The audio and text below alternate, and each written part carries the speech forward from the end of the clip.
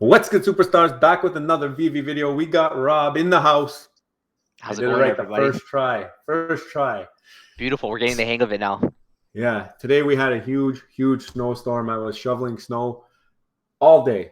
My Yeah. hair's a mess from my hat. It's a hectic day. But we had a drop, and let's get into that. I guess that's the first thing we should talk about. Pull it up on the screen here. It was the Kraven's Last Hunt first comic of the editions. There's 6 of them, as we know. Part 6 mixed in with 3 different types of Spider-Man comic. And of course, this is the first one that we had, a Web of Spider-Man 31. How'd you do? Didn't get it. Didn't get it. These I drops think are getting way too hard. I think that's going to be a common theme, and I'm just looking forward to the MCP now because we've been setting up for it. As you guys know, if you have not seen our previous videos, go check them out. The last couple ones we've been talking about having enough comics, having enough collectibles, and basically those videos talk about our strategy in terms of the MCP program, which is upcoming hopefully soon because these drops are getting impossible. They're getting too impossible, yeah. I even looked at the secondary market there. There's some opportunity with the ultra rare. I think this was bouncing between 50 and 60. I don't know where it's at right now, but I don't know what I just did. Anyway, yeah, this not my favorite cover art. The coffin thing kind of creepy, and like I said, Yeah. sorry, not the ultra rare. This is the rare. This guy looks like he's just like photoshopped on top of it for me. I don't know. What do you think of the covers? Like I said last time, I think the coffin one was by far the best. But these guys here, they don't excite me the same way. You know what I mean? These comics, they don't excite me the way that some of the other ones do. Maybe I just don't know enough about them. But Maybe. Still, though, I would love to have that one, though. I would love to have that ultra rare. The rare or the ultra rare? Both. Ultra rare? Both. Both. The ultra rare and the rare, yeah. The rare, I just checked it. It's 73 right now. So that's like a MCP of 36 and a half. Too high for me. A little high, yeah. Per point. But it was around 50. I should have copped it. I just I don't know. I don't know about these ones. Yeah. But I guess it's a good thing. If it's under there, I got for future. I should just buy them because then I can always sell them for profit if they go higher.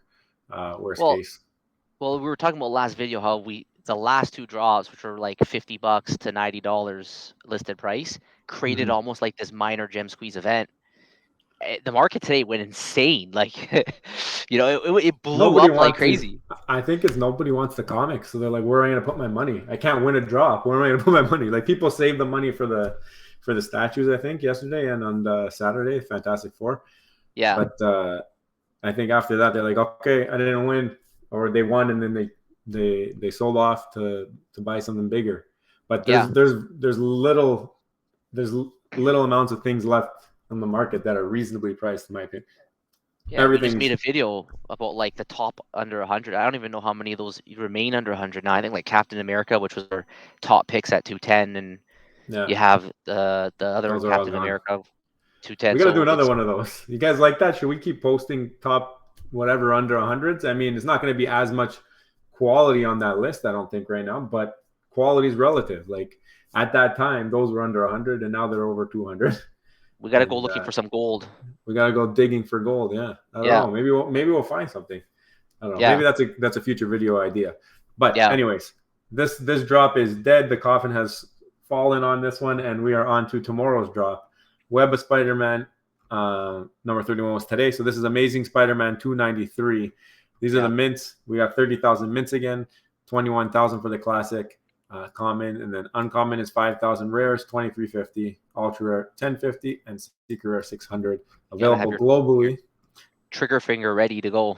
And I think we both agreed this is our favorite cover. If we're looking at it, this is pretty sweet too. But I think the artwork on this one with the web and everything, it looks pretty cool. Yeah, all these Spider-Man ones, they all have great covers.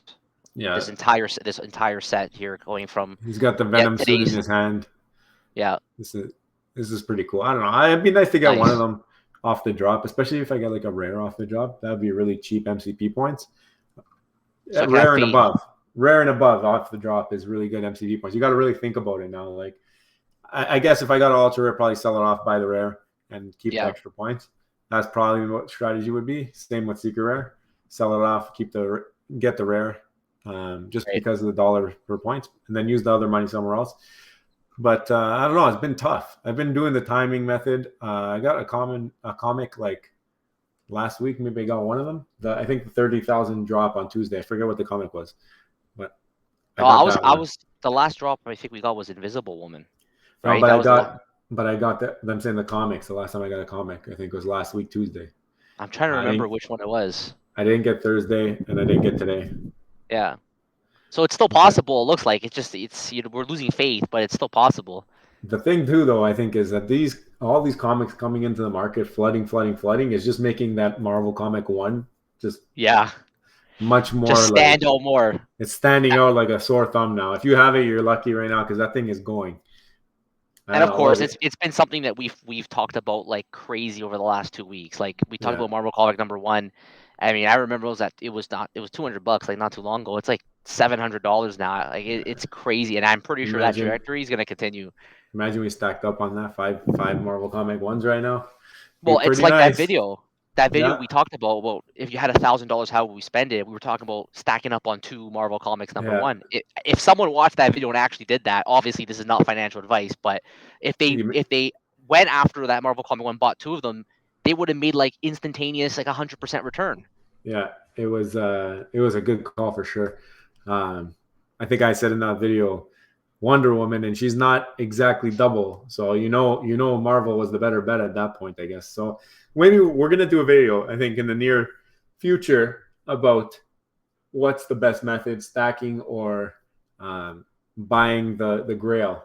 And great question. We've been having the talks off camera and going back and forth on it, and I think we've come up with a consensus, and I think you might have an idea, but maybe not exactly how you think, because there's a lot that I want to talk about when it comes to that. So make sure you guys stay tuned for that video because that'll be coming probably this week. Anyway, I think, like I said, I hope to get here and above. These 2, I get them, I'm selling, and anything here, I'm selling to buy one of these. That's my strategy. Yeah. So anyway, let's move on. Yeah. Twitter. Veve did a little fun thing today. They asked people to post their AR photos, and I love going through this. I've seen them already, but I'll show you guys. So crazy. Here's a nice one. It's all the Batmans, I think, that are out right now. I think. Yeah. I can't tell. Some of them are really small, so it's tough to see. This guy's dedicated. Let me see. There you go. That's a little blow up version. I think you got Todd here. And then, it's just crazy what these guys do with this. It's just crazy fun. How they're able to do these kind of things. It's nuts. It's nuts. And this is not even like with utility. Imagine when utility comes. It's going to be crazy. Or if you can like move them around, it's nuts. Yeah. Veve responded. It's funny. Then Veve Vision. Oh, they posted. I didn't realize that was them. They posted their Powerpuff Girls. They've been talking about it on their channel. How they love the Powerpuff Girls. Yeah. I think they sold off some things to go get them too. Bubbles is really expensive because I think there's only like 600 mints of her. Oh, so I think they're banking on that being found, which, you're supposed to look in the dirt when everything's going, right? So people aren't looking at the Powerpuff Girls right now. Maybe a couple weeks, they'll be staring right at them and they'll be the talk, right? So good timing, I think. When something pumps, it kind of comes out of that value pick zone, and then now you have to look for something else. Exactly. I agree that Powerpuff Girls could be that value pick soon if the other ones that maybe people are looking at get out of that range, right? Yeah, it's about the scarcity, right? So there's a lot of scarcity. That's what I watched their pod today, and they were talking about how they're really into the scarcity. So I agree. I think Bubbles, especially if you want to have all 3, you got to go get Bubbles. She's the final member, right? Yeah. Having just the 2 from season 1 or the first set, it doesn't do it for you, I don't think, if you're a collector, right? If you're a collector and you want all 3, you're going to have to go get one of the 600. And if you have multiples, which I think he does, I think he might have more than one. Oh, wow. So he can afford to lose one. Yeah. This is the talk of the last few days. Ultraman. If you haven't noticed, Ultraman, and you got all over the map. This is the entire series of the collectibles. But yeah, apparently these aren't even the Ultraman though, like the original Ultraman. These are like the Netflix show Ultramans. Yeah. So that was from one of our comments. There's a lot of debate on them. I know, okay, they're gonna go to the moon. I think so too, but I think if they were to drop the original Ultraman, it might do better than this, even if it's not FA, just because it's the original. I know they have it in one of the pictures. There's a picture that you can put on your wall or whatever, but he's just such a polarizing figure. Ultraman. Like you're either on one side or the other. I don't see anybody in the middle with Ultraman. They look sweet though. They look sweet. Yeah. I like this one the best. Yeah. I think that's the common actually. I think I like the common the best. That's the common? Yeah, I think so. Well, it looks sweet with like the glow on the. I don't know. I'm not buying them, but this little Back to the Future thing I saw. This is pretty cool. What is it? The DeLorean? Yeah. Driving away. And the last one I'll show you is this one. We talked about this guy. I think last video we showed him. Metal Face Heath back at it. He's back at it. Metal Face Heath. He actually went and got the common from yesterday's drop and put him virtually on his shelf with his physical. So that's pretty cool. That's sick. Veve even commented, said, "Check it, Jermaine Rogers." So that's pretty cool. He got the rabbits in the background. So sick. We used to talk about this too. I like an actual collector going and buying the digital just so we can like take a picture of it in his collection. Like this is exactly what we envision happening with this stuff. Think of the flexes, especially if you can't get it. Like if you wanted to get this and it was like a really sought after, really rare, but you ended up getting the digital, you can still do so much with it. So pretty cool. But I guess let's get into the what everybody wants to talk about. Why everybody clicked this video. Andrei Jikh. This is a big deal. This is the reason I even found Veve, I'm going to be honest. And I think a lot of people on the app found Veve because of Andrei Jikh. If you don't know him, huge finance YouTuber. Not subscribed on this channel, but I'm subscribed on my personal account. I might as well subscribe, show the love. 1.88 million subscribers. So a lot of eyes on that.